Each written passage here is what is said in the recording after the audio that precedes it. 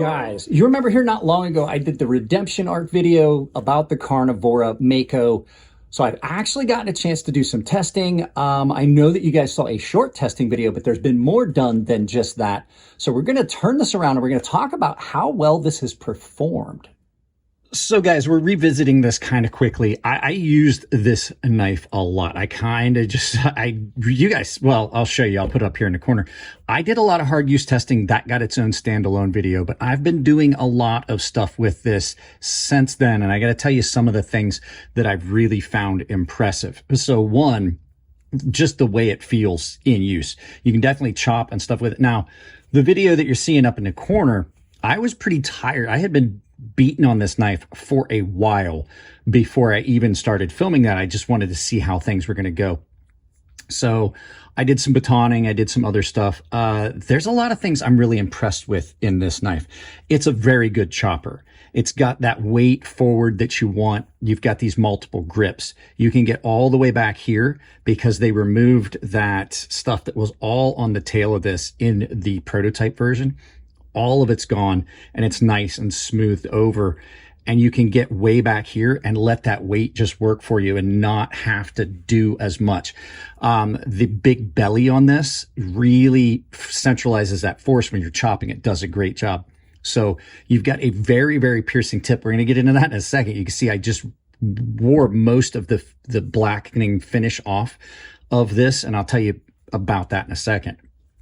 But you can still do some fine tasks with the tip of this if you need to. It comes down really nicely, and it's got a nice consistent behind the edge thickness here that is about what you want for something that's a chopper. Now, I did a lot of, as you saw in the video that's up here, I had it playing at twice speed.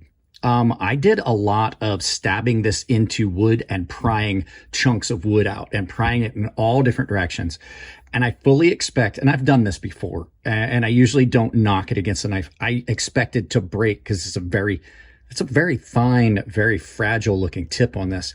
I expected to break about that much off of it and then have to put it on my knife grinder, just put a belt on my grinder and put a tip back on this. Not uncommon when you hard use test a knife that has a fine point. But this ADCR V2 is incredibly impact resistant. It's really, really resilient. And only thing I had, you can kind of see that the tip is a little bit blunted now. I had a little bit of a fish hook that I just took a stone and knocked off. And I mean, at the very, very tip, you may still be able to see it when I focus on it. At the very, very tip, I rolled the very fine edge on this over just a little bit. And you can see right there it is. And that shine, I took it back off with a stone so that the tip was fine. The edge held up incredibly well. I got 0 chips, 0 rolls, nothing on this. I have really done nothing to this. I did hit it on a strop after I got done with everything. But in the middle of all of that, after about 40 minutes of chopping and prying and cutting, this was still cutting magazine and newspaper. I was really impressed with that. But ADCR V2 is known to be a very impact resistant steel.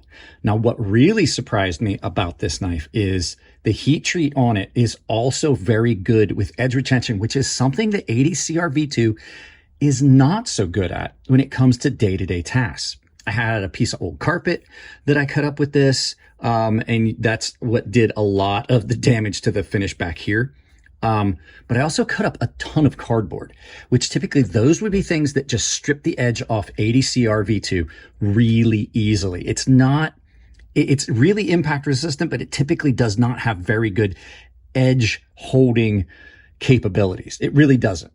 And I was very surprised by that. I did a lot of other stuff with it. Now, like I said, the tip on this did not bend at all. The blade is still perfectly straight. I didn't have any bends, any bows in this at all. It's still an incredibly straight blade, and it is really thick, so that does make sense. And as far as how this finished, now this finish is a unique kind of stonewatch process that Brock does over at Woods and Knives. He talks about it in the live feed that he did with with Joe and Scab, but I'm really surprised at how well this held up. And it didn't just kind of like strip off, but you can kind of feel it in there. You can really feel that finish in there. So I don't think that's anything that's going to go away. Now, in hand, I was afraid that this was going to really be unwieldy in hand because of the weight, but the weight is just great for the things that you're going to do. And even with this big thumb ramp on here, and I know that Scab wants to take this off, and I know that Brock said that they're going to take it off the future versions. I'm fine with that. I think it would be cool to offer it with some, because I like the thumb ramp for some things. Like when I was pushing down into cutting that carpet, it was nice to be able to have my thumb on there just to give it a little bit of extra. It does not chop as well if you get up in this forward choil grip, but even with this thumb ramp here, you can get up on it and you can do some planing and feather sticking and things like that. Definitely love that. This is not your average knife that most people are going to carry. On this is more something that you're going to have if you go out in the wilderness. This is a knife you definitely go out in the wilderness with. I swapped out the Ulti clip on it, and I did actually crack that. Sorry, Brock, I cracked that before I got this screwed on. I cracked the seam on it, and I put a little super glue on it just until I could get this dug out and put it on. This opposite side carry, so reverse grip carry. So on my left hand side, I can reach across and draw. This sits really well at an angle comfortably. Really carries really comfortably. And then one of the last things I would say is that the handles on this, and I mentioned it before, the handles on this are not at all slick.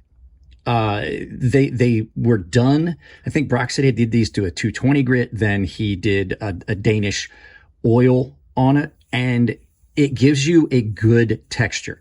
It kind of reminds me of micarta with how it feels as you're cutting. Even though it's G10 and it's been down to 220 grit, it's still grippy, even when your hands are wet, which is a problem I have with a lot of times. People will do G10 and they get it either too fine, or they try to do fancy stuff. I'm glad that this isn't textured and checkered.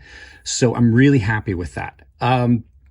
But overall, really impressed. There are a couple things that I would like to point out. It's not a knock against Brock. This is an awesome knife. It's not quality control issues. It's just things that I found while I was using it. So let's go ahead. You guys watch an advertisement, and I will flip this around and we will come right back to it. Have you ever reached down to tie your shoes and broken a shoelace? Of course you have. Well, imagine you're out in the middle of nowhere and you've got to have those shoes to get back. If you're hiking or if you're in the military, there's a reason I always carried and had multiple sets of replacement shoelaces. Well, today's sponsor is Tempered Trail. They are giving you guys some of the most durable laces that you're ever going to find. 550 pounds of strength in those laces. So check them out with the link down below. It saves you 10% at checkout. They are offering a wide variety of colors and lengths. So you just pick the length, you pick the color, and you throw them in your shoes. So big shout out to Tempered Trail for sponsoring this video. Guys, let's get back to the knife. All right, so one of the things is about the sheath. So you can see this, like Brock made these holes specifically for the Ulti clip. And you can see by the spacing and everything. But when I put this clip on, it was it put it at a strange angle. Now, I will say it carried comfortably like that. I think I would like to see on the sheath maybe a space on either side where it kind of comes out a little bit so that you could put the clip of your choice on it a little bit better, and then just maybe add more holes and grommets along so that you could put multiple different versions on it. That would be one of the things I would say. The other thing I would have liked to have seen, this has fairly good retention, but I would have liked to have seen a retention clip of some sorts across here, even if it was just a loop of some sorts with a snap, just in case, because you can get this partway out. I had it in a backpack. This went with me on another trip that I went up on to the side of the mountain, and in my backpack, it had come loose a little bit. I'd like to see a retention clip because, yeah, you definitely can. Now, admittedly, Brock told me he's not a Kydex master or wizard. I will say this is probably going to get a leather sheath for it specifically. I will say the next thing, I'm probably going to knock that point off of that. and I'll show you exactly why. See that? I got into that, and it is sharp. This knife is sharp. Brock makes an incredibly sharp knife from factory. And so I think that I personally am going to knock that point off there, because as I was dropping in, you can see exactly what I did. I just dropped into that corner. I've had kitchen knives that did that. Not a problem. It's just a matter of knocking it off. And then I would say the only other critique I have is I would like to see a little bit more fuller, like maybe go down a little further to get that weight where you have, I mean, you've got really good balance. I don't know. I think that would detract from the overall weight and chopping ability. But I think if this fuller was maybe either a little shorter this way or a little bit wider, something that would give you a more heavy forward balance on something like this, it's great, because this is where you want that weight. And the more material you remove out here, the further out you go, the less that weight is forward. It's still really, really good. I just think on something like this, I think heavier would have been better. Maybe shorten this, or if you want the same amount of material removed, maybe bring it down further and make that choil, or not, sorry, that fuller shorter but wider. And I think that would aid the weight distribution. I think this would chop better if that choil, or that fuller was, geez, I'm on choils, if that fuller was just a little bit shorter. So overall, I'm very, very impressed with what I've been able to do with this knife, and impressed with some of the things I didn't expect it to be able to do. So we'll get a full final review on this. This basically is the first day carry, because the first video you saw was just the first impressions. You saw me just chopping. That was just because I wanted to do that. And this is actually just my first overall use and impressions video. So far, really, really impressed. And even with the things that I said about the sheath on it, it is a great overall package on this sheath. So guys, let's turn this around. We'll do some final thoughts and send you out about your day. So yeah, because I have been really surprised by what this held up to that other knives would not. Other knives of the same kind of caliber. I think a lot of it has to do with the steel itself and the heat treat that Brock had done on it. Now, Brock sends his stuff off for heat treat. He says that in a video where he's talking about it. But the heat treat on this just seems to be all around one of the best heat treats that I've seen on EDC V2. It's not a steel that I go out looking for. So we're going to do a lot more with this. You're going to see a full final review on it. But so far, after like a week or two, I think it's been, I'm relatively impressed. I'm not going to say relatively. I'm really impressed with it. And it's a knife that I did not think was going to appeal to me that really, really does. So with that being said, guys, go check out Brock Woodson's website. I'll put a link to it down below so you guys can check it out. He's got all kinds of work. If you're questioning, like, what's his other work look like?